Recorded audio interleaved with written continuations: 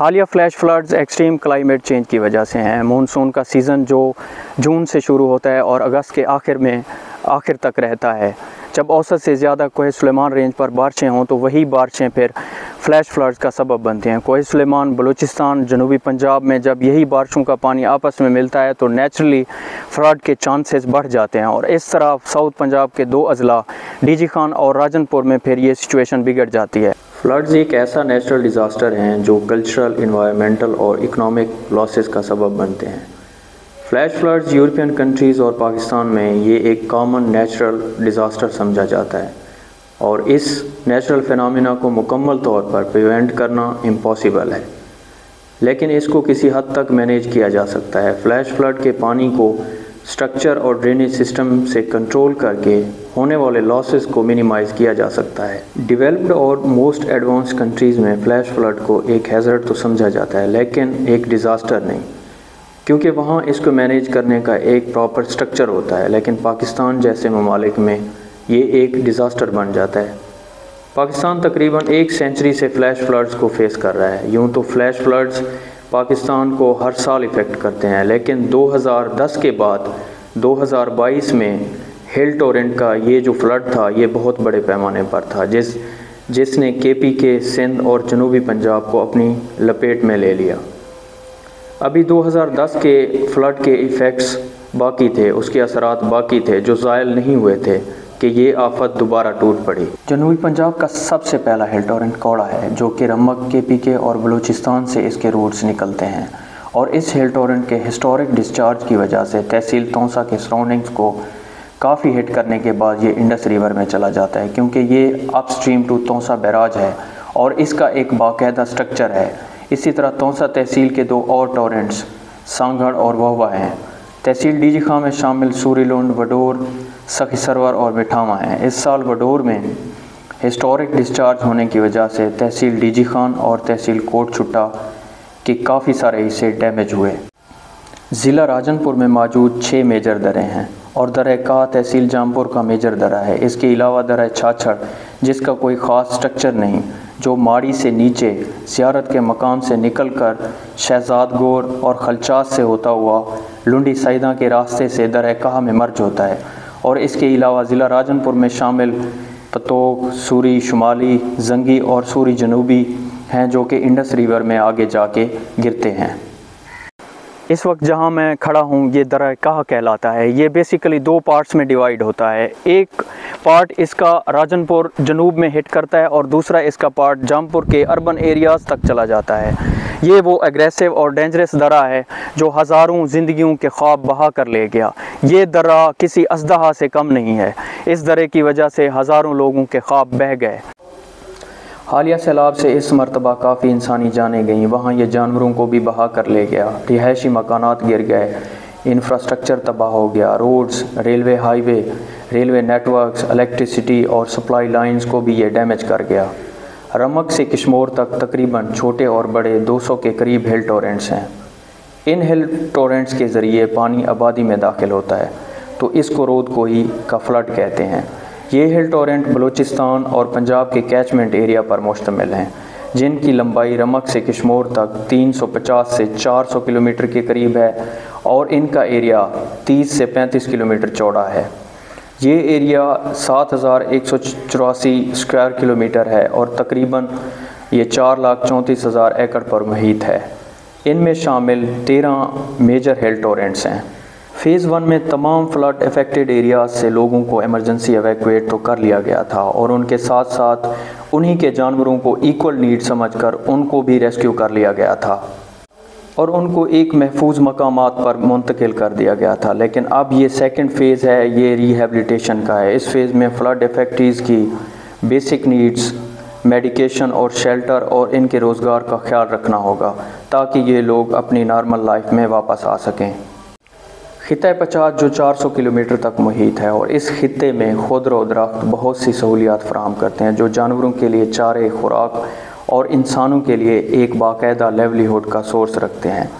Water stressed area में ये जंगलात एक बहुत बड़ी नेमत हैं। ये जंगलात इन्वायरमेंट को क्लीन करने के साथ साथ सॉइल एरोजन को भी कंट्रोल करते हैं और साथ साथ फ्लड्स को भी ये कंट्रोल करने का सबब बनते हैं। इसके अलावा ये इलाका पचात के लोगों को एक बहुत बड़ी लेवलीहुड का सोर्स भी प्रोवाइड करते हैं। यहाँ से लकड़ी करीबी शहरों में सप्लाई होती है, जैसे आजकल गैस की शॉर्टेज है और ये लोग यहाँ से लकड़ियाँ इकट्ठी करके शहरों में जाकर बेचते हैं और अपनी ज़रूरियात को पूरा करते हैं। फॉरेस्ट हमारा रिन्यूएबल फ्यूचर हैं और 100 दरख्त हर साल 53 टन कार्बन डाइऑक्साइड खारिज करते हैं और फ़िज़ाई आलूदगी को कंट्रोल करते हैं। 31% अर्थ प्लैनेट के कुल जंगलात से ढके हुए हैं। तकरीबन 1000 स्पीशीज़ जंगलात के हर मुरब्बा किलोमीटर में रहती है, लिहाजा इनकी हिफाजत हमारा फ़रीज़ा है और हमें सेहतमंद जंगलात की ज़रूरत हमेशा रहेगी और आने वाली नस्लों के लिए इनकी देखभाल भी ज़रूरी है।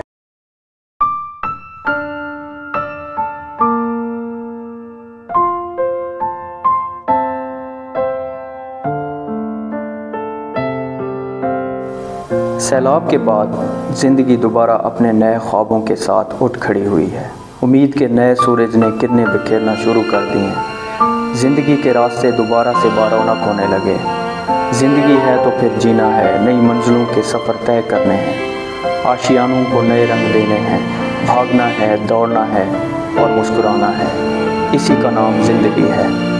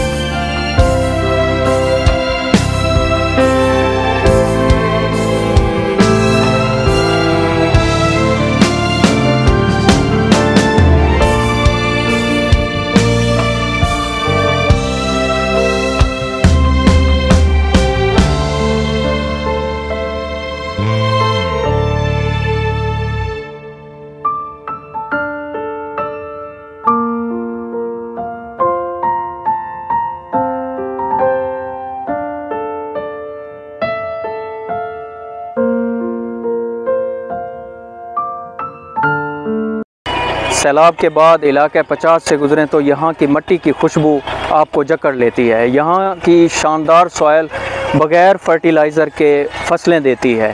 फ्लड का एक पॉजिटिव एस्पेक्ट ये भी रहा है कि ये मिट्टी को फर्टाइल कर गया है और ये आगे आने वाली फसलों के लिए काफ़ी बेनिफिशरी है।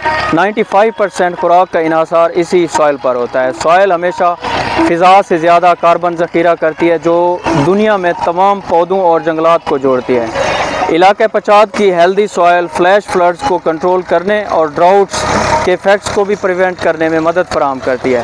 पाकिस्तान एक एग्रेरियन कंट्री है और इसी एग्रीकल्चर सेक्टर के ज़्यादातर जो लेवलीहुड का सोर्स है वो एग्रीकल्चर है। पाकिस्तान एक्सट्रीम क्लाइमेट चेंज से मुतासिर हो रहा है और एग्रीकल्चर सेक्टर भी इसके नेगेटिव इफ़ेक्ट्स का सामना कर रहा है। पाकिस्तानी सरज़मीन को बहुत सारे मसाइल दरपेश हैं, जिसमें फ्लैश फ्लडिंग हो गई, वाटर स्कैर्सिटी भी इसमें शामिल है। अब तक हर किसी ने फ्लैश फ्लड्स के नेगेटिव पहलू पर फोकस किया है, लेकिन फ्लैश फ्लड्स का पॉजिटिव पहलू ये भी रहा है कि यहाँ के एरिया को ये बहुत ज़्यादा फर्टाइल कर गया है, जिससे आगे आने वाली फसलों के लिए ये काफ़ी बेनिफिशरी रहेगा। फ्लैश फ्लड्स गुज़रने के बाद तकरीबन 1 से 2 फुट के करीब एक लेयर बनी हुई है सॉइल की, मिट्टी की, जो फ्लैश फ्लड अपने साथ बहाकर पहाड़ों से बहाकर ले आया। मकामी ज़बान में इसको मेट कहते हैं और ये इसकी लेयर तकरीबन 1.5 से 2 फुट के करीब है। ये एक टेक्सचर की तरह है, टेक्सचर की तरह बना हुआ है और इसके दरमियान में आप चेक कर सकते हैं कि फार्मर्स ने सीड्स डाले हैं, कैनोला के सीड्स डाले हैं, जो कि इस वक्त शानदार तरीके से उगे हुए हैं और अभी तक इसके ऊपर किसी तरीके से पानी वगैरह नहीं दिया गया।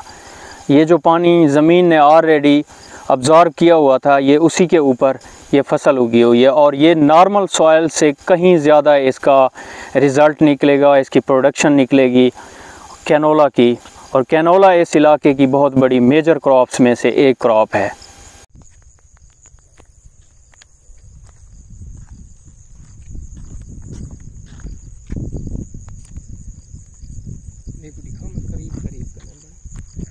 इलाका पचाद अपनी खूबसूरती में अपनी मिसाल आप है। चाहे इस इलाके के मगरिब में खूबसूरत पहाड़ी सिलसिला कोह सुलेमान हो या इस इलाके की फ़र्टाइल ज़मीन हो, यहाँ के लोग भी बहुत शानदार और कल्चरल हैं, जो अपनी सकाफ़तों की फ़िक्र करने वाले हैं। रमक से किश्मोर तक इलाका पचाद के लोगों में मेहमान नवाज़ी एक अलामत है, और सदियाँ गुज़रने के बाद यहाँ मेहमान नवाज़ी वैसी की वैसी है जो यहाँ के लोगों को अपने आबाओ अजदाद के विरसे में मिली है।